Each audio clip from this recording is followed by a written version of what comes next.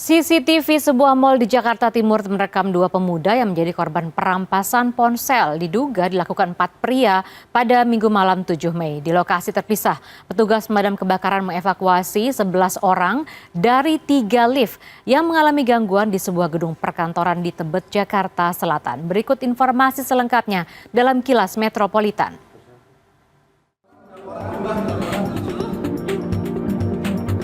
11 orang dievakuasi dari 3 lift yang macet di Gedung Pakuwon Tower, Tebet, Jakarta Selatan, Senin malam. Menurut Ketua Regi Penyelamat Grup A Damkar Sektor Tebet, Yoki Alamsyah, ketiga lift diduga mengalami gangguan. 6 pegawai dievakuasi dari lift di lantai 27 dengan cara membuka paksa pintu lift. Sedangkan 2 lift lain berhenti di posisi yang tidak semestinya. Petugas yang kesulitan menjangkau lift itu terpaksa melewati lorong udara untuk menyelamatkan para korban. Tidak ada korban jiwa dalam peristiwa ini, para korban mengalami syok.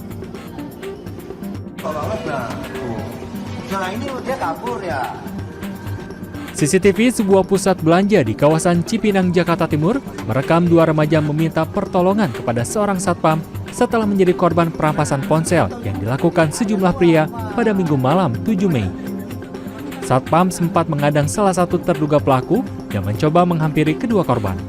Kedua korban lantas melapor ke Mapolsek Durensawit, Jakarta Timur.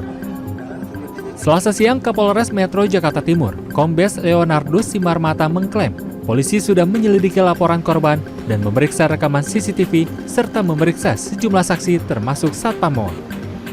Kapolres pun menyebut polisi masih mencari 4 orang terduga pelaku perampasan.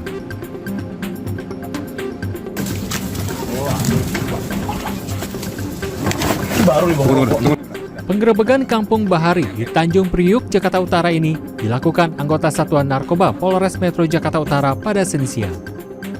Penggerebekan dilakukan setelah polisi menerima laporan adanya transaksi jual beli narkoba di dalam kampung. Dalam rilisnya pada Selasa sore, Kapolres Metro Jakarta Utara, Kombes Gideon Arif Setiawan menyatakan sejumlah orang sempat melawan polisi yang melakukan penggerebekan dengan melempar petasan serta mengancam dengan senjata tajam. Dari penggerebekan, polisi menangkap 3 tersangka pengedar dan pengguna narkoba.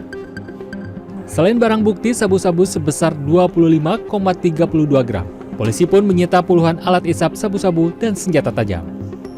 Tim Liputan, CNN Indonesia.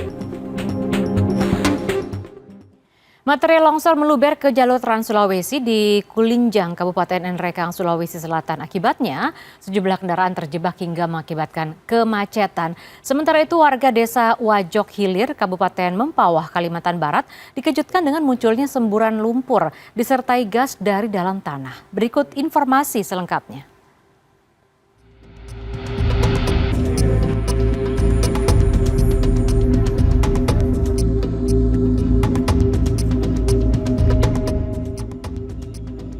Semburan lumpur disertai gas dari dalam tanah terjadi di lokasi pesantren Nurul Amaliyah, Desa Wajok Hilir, Kabupaten Mempawah, Kalimantan Barat, Senin siang. Munculnya semburan lumpur sempat terekam kamera ponsel warga. Semburan lumpur terjadi saat pihak ketiga mengerjakan sumur bor untuk sumber air bersih bagi pesantren.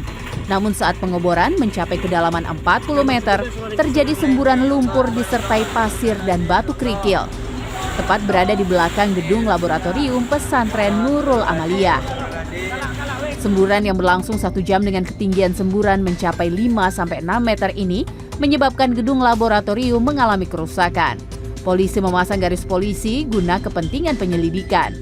Peristiwa semburan lumpur yang terjadi di lingkungan pesantren Nurul Amaliyah ini sudah terjadi 3 kali, yakni pada tahun 2003, 2006, dan terakhir 2023.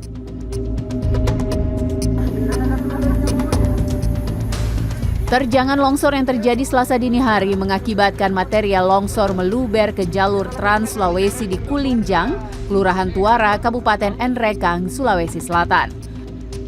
Bus yang nekat menerobos terjebak lumpur. Minimnya peralatan membuat proses evakuasi memakan waktu hingga berjam-jam.